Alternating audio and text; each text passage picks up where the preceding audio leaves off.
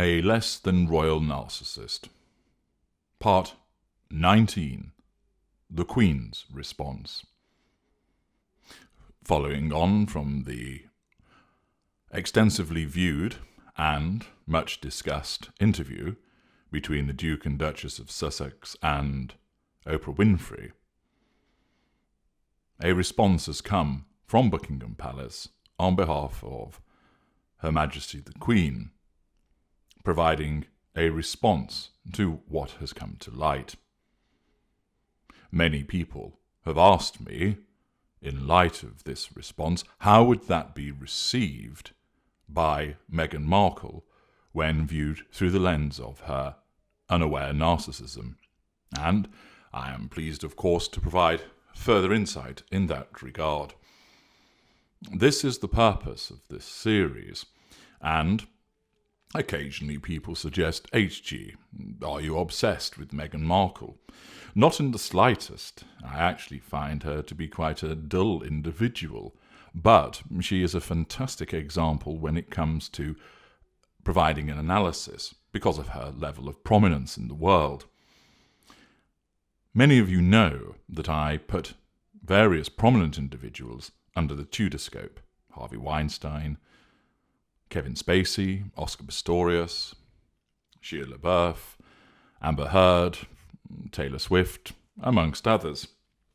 And the reason that I do so is not because I have any personal gripe with the individuals concerned, even though some I have met, but rather because they provide an excellent example from the world of the famous, the rich, the powerful, and the well-known to enable people to see narcissism in action. The other subjects that go under the Tudor scope with regard to the very serious provoke interest and debate of varying degrees, but none have attracted so much attention and observation as Meghan Markle. And the reason that I continue to comment on her is twofold. One, there's an ongoing saga with an obviously ensnared victim, which provides a very useful opportunity to explain to people how this narcissism operates, what is going on in the dynamic, the various interactions that occur between Meghan Markle and Harry, Meghan Markle and the press and the media and the royal family. It allows extension within to the royal family as well, and there are narcissists within the royal family, as I've identified previously. It enables people to understand how narcissism functions and operates, and also for them to see the differences between how a non-narcissist would respond and a narcissist would respond, even where similar behaviour is being exhibited, to identify the driving behaviours behind it, to enable people to be educated about narcissism.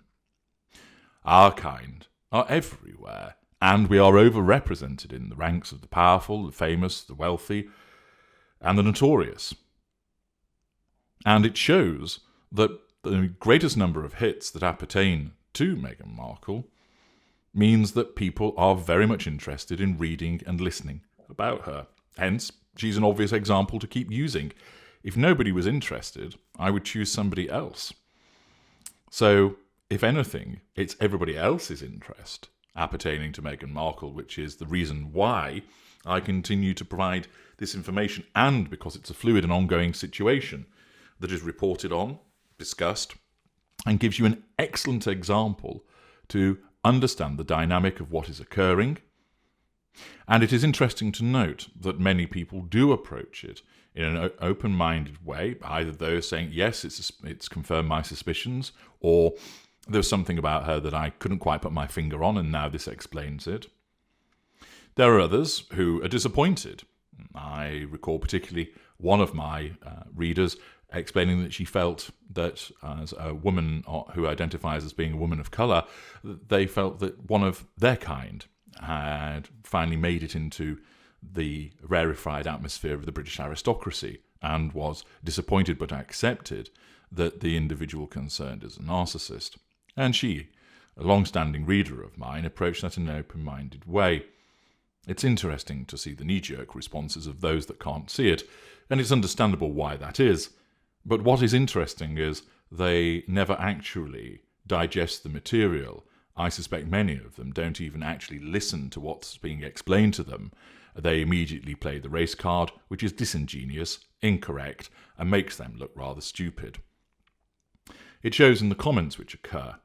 Rather than offering some dissection to demonstrate that the evidence that has been presented is incorrect by going through some of the evidence themselves and pointing out where they disagree in a considered and rational way, all we are met with is, you're racist, you're a piece of trash, without any explanation as to why they disagree. And that just demonstrates that they have not listened, that they've not listened to the information, looked at the evidence, or even if they have, they've not approached it with an open mind.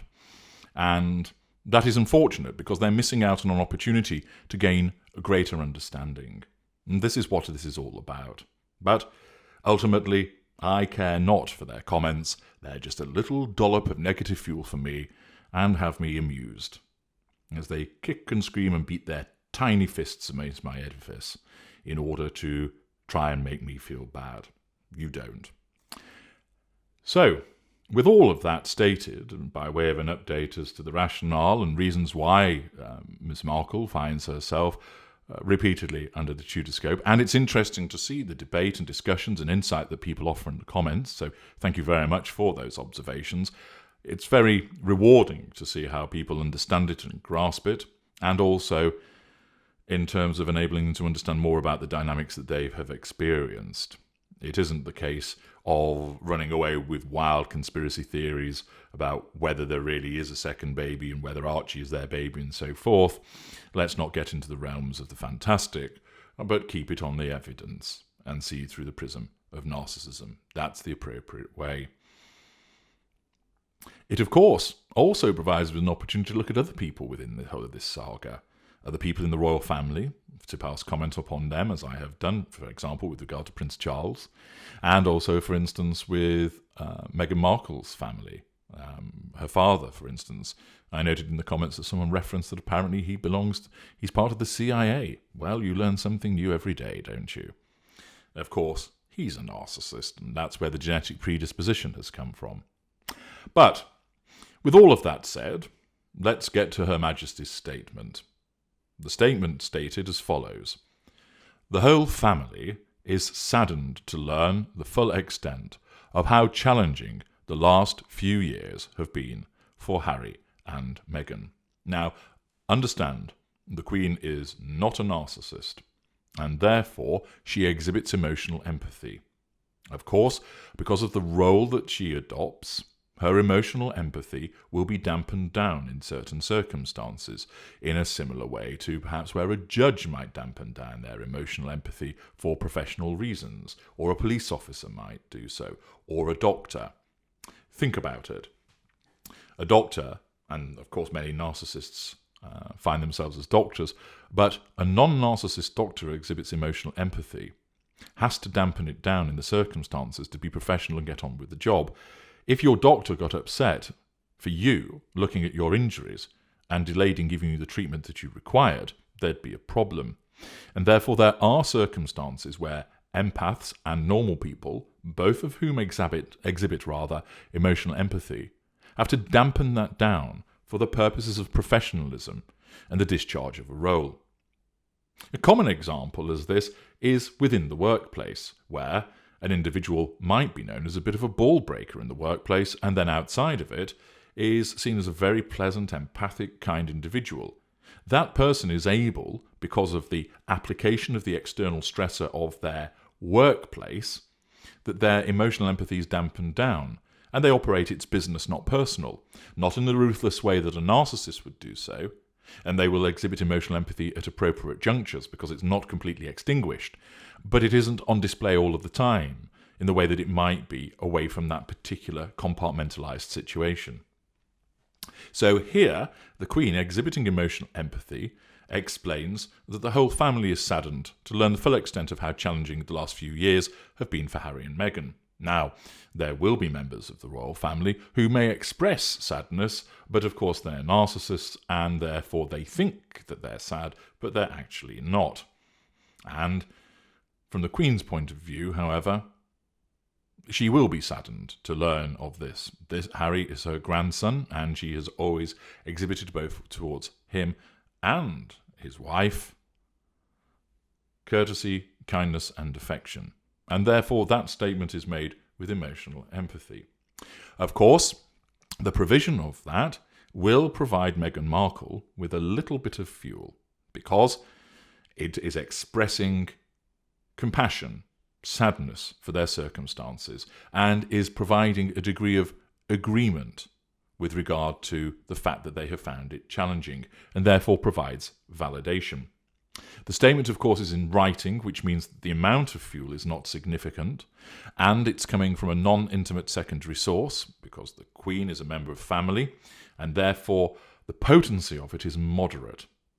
However, that does not threaten control, so the opening statement provides a low amount of fuel from a moderate point of potency and doesn't threaten Miss Markle's control. The statement continues: "The issues raised, particularly that of race, are concerning." Again, an expression of empathy, and also, in a sense, the statement of the obvious, because they are concerning on various fronts. The statement continues: "While some recollections may vary, they are taken very seriously and will be addressed by the family privately." This aspect amounts to a wounding. There is no fuel in the statement because it doesn't have any emotion in the sentence. "While some recollections may vary, they are taken very seriously and will be addressed by the family privately." There is no fuel in that statement. Moreover, it challenges by wounding because it's suggesting that the recollections of Miss Markle and Harry are incorrect. That is the clear insinuation there, but is done politely. Rather than saying they are wrong in what they have said, it's a case of recollections may vary. And it is a fair way of saying what you're saying is probably not right, but I'm not going to come out and call you a liar. I'm going to say that your recollection varies, as do ours. And therefore, that will be regarded as a challenge to the issue of control, and this statement will come to Miss Markle's attention. She will be looking out for it. And as a consequence of that, that will threaten her control and will necessitate her responding in a way to assert control. Most likely, the immediate assertion of control will be to comment to Harry and possibly whoever has conveyed this message to her, but most likely Harry, by saying, "See, they say that the recollections vary, they're at it again trying to wriggle off the hook. See, we're well rid of this family, they just will never accept that they are wrong." And Harry, beholden to her and completely ensnared, will nod and agree. In effect, Meghan Markle will assert control not directly, because she hasn't so far issued a statement in response to that, and she's not going to ring up the Queen and say, "By the way, when you talk about it varying the recollections, you're wrong." She can't achieve that, so there can't be a direct assertion of control. But her narcissism will not let the matter rest there. She has to deal with this threat to her control. She has to nullify it. Remember, she's not aware of this. This is going on in her unconscious. And therefore, what she will do is assert control by smearing the royal family to Harry, by basically saying something along the lines of, "They are not admitting to it. They're saying that we're wrong. See, I told you that this is what would happen."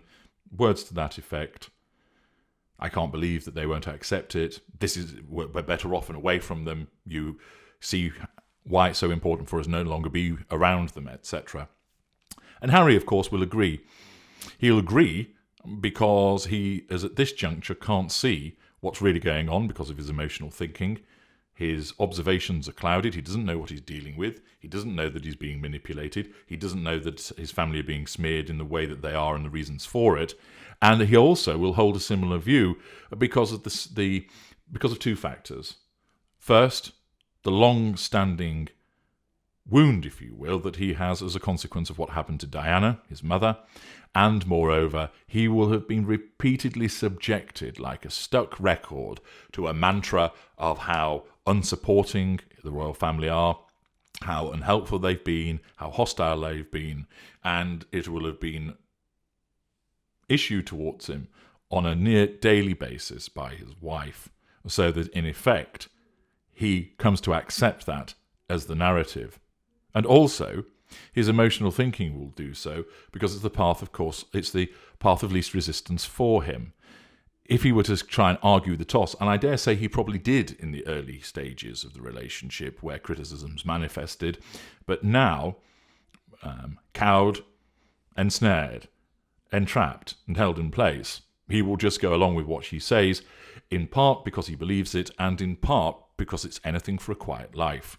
And anybody who's been the intimate partner victim of a narcissist or a familial victim of a narcissist will understand what I'm saying, that ultimately you just go along with it in order to stop the aggravation. It's far easier just to agree with the perpetrator rather than stand up to them on behalf of somebody else. His family are thousands of miles away, on the other side of the planet. He has to live with Meghan Markle, and therefore it's easy for him just to go, yes, Meghan, no, Meghan, 3 bags full, Meghan, so that he escapes the detrimental and devaluing behaviour which he will have been receiving. It's also noteworthy that the statement says this: whilst some recollections may vary, they are taken very seriously and will be addressed by the family privately. That will also wound, because of course it's an implicit dig and cleverly put in there to say, we deal with matters privately, we don't go running to perform a full-blown interview with the Queen of Daytime Television. And that will also be picked up by Miss Markle and Harry, even though they're not the cleverest individuals in the world. This insinuation, this implication will be picked up on by them. Finally, the statement states, Harry, Meghan and Archie will always be much-loved family members. And again, this is an expression of empathy and will provide a dollop of fuel. Again, a small amount because it's in writing from a moderately potent fuel source as a non-intimate secondary source.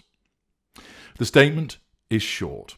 The statement was necessary, and what it will do is it will provide some fuel, but the middle section will wound and will result in a necessity of Meghan Markle needing to assert control, and she will not be able to do so directly, so she will do so indirectly, moving to the second assertion of control.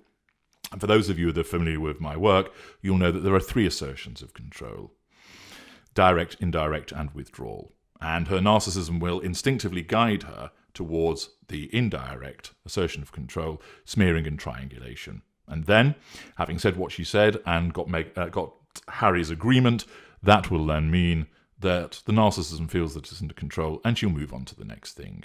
Of course, this is far from over, and there will be other matters arising from this, other fallout, other changes and machinations that will occur. And therefore, I suspect that I will be providing you with further updates in due course. I'm H.G. Tudor. Thank you for listening.